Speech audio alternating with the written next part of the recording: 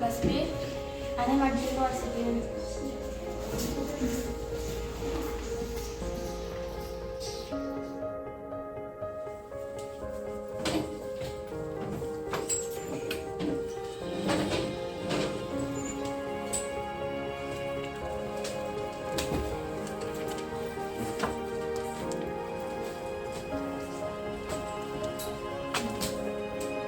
L'assetjament escolar és un fenomen que pertorba l'escolaritat de molts nens i nenes.